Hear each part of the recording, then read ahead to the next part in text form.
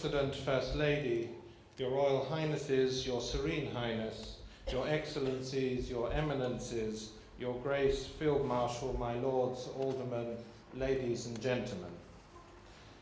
As delegate, and together with my co-host, the Colombian Ambassador to the Court of St. James, it gives me great pleasure to welcome you all here today. It is a privilege for me to greet our distinguished guests, the President and First Lady of Colombia, together with their delegation and the Minister of Finance. May I also warmly welcome the 59th Grand Master of the Sacred Military Constantinian Order of St. George, His Royal Highness Prince Charles of Bourbon Two Sicilies, Duke of Castro, and his wife, Princess Camilla, Duchess of Castro, who are accompanied by His Excellency Ambassador Balboniacqua. Your Excellencies, Your Royal Highness, distinguished guests, you honour us by being here at a most auspicious week here in the United Kingdom, as this nation celebrates the 60th anniversary of the coronation of our Queen Elizabeth II. I'm delighted that so many members of the diplomatic corps are here present, a total of 42 countries and organisations from across the world. As a religious order, I'm also pleased to welcome senior members of our national diverse religious communities, including our sub-prior, the Archbishop of Cardiff, George Stack, their eminences, the Archbishops of the Syriac and Russian Orthodox churches, as well as representatives of the Greek, Anglican, Muslim and Jewish communities and other friends. You are all most welcome. The Constantinian Order of St. George is an ancient order of knighthood that is internationally recognized and which from its earliest origins has resolved to work for the glorification of the cross, the promotion of the faith and the defense of the Catholic Church.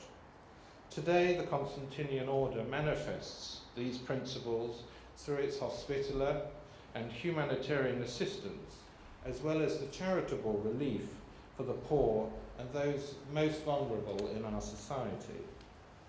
Uniquely amongst Catholic orders, the Constantinian Order and its sister order, the Royal Order of Francis I, play a significant role across the world in furthering interreligious understanding between the followers of all faiths and of none. We remain true to our heritage, yet are proud of our diversity.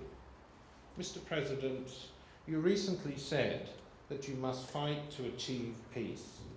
This is why we have assembled here today to pay tribute to you, because as you strive to bring an end to the long-standing conflict in your country, you also acknowledge that peace is much more than just an end to the violence. As you embark on a fight against poverty, making the social agenda a top priority, and sowing the wider seeds of a lasting peace. Indeed, similar to the teachings of Mother Laura, the first Colombian-born saint canonized in the Vatican City last month, Pope Francis said of her, "She teaches us to see Jesus' face reflected in others, to overcome indifference and selfishness, which corrodes our hearts, and to embrace everyone without prejudice, without discrimination, but with sincere love, giving them the best of ourselves, and above all sharing with them that which is most precious, Christ and his gospel." When you met the Holy Father a few weeks ago, His Holiness remarked how only the brave insist that these types of goals can be accomplished. Yet they come at a cost, but they are worthwhile. Here in the United Kingdom, we understand all too well that cost, having in recent years successfully concluded the delicate and often drawn-out process that concluded the Troubles in Northern Ireland, which impacted so profoundly on the United Kingdom and Ireland. Given the remarkable and successful outcome to date, I'm delighted to know that some of those involved in securing our peace are now offering their assistance to the peace talks currently taking place in Cuba.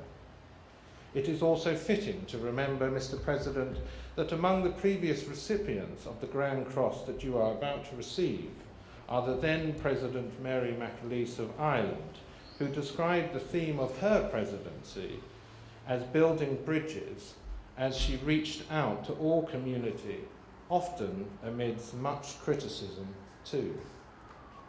It was the late Baroness Margaret Thatcher, another recipient of our order, who also famously quoted St. Francis of Assisi on her re-election. Where there is discord, may we bring harmony. Where there is error, may we bring truth. Where there is doubt, may we bring faith. And where there is despair, may we bring hope.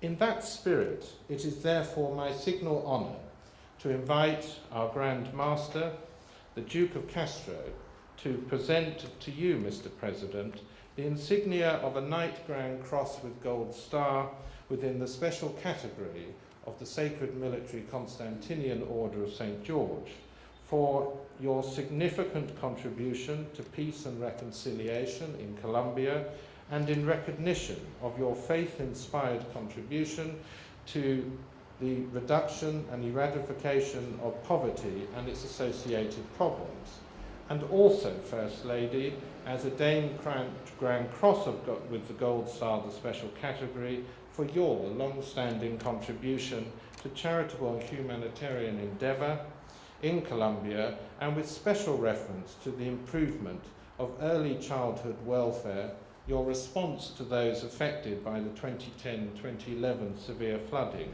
and your many other worthy social programmes. Thank you very much, and I invite Ambassador Barboni Aqua to step forward to present the decorations.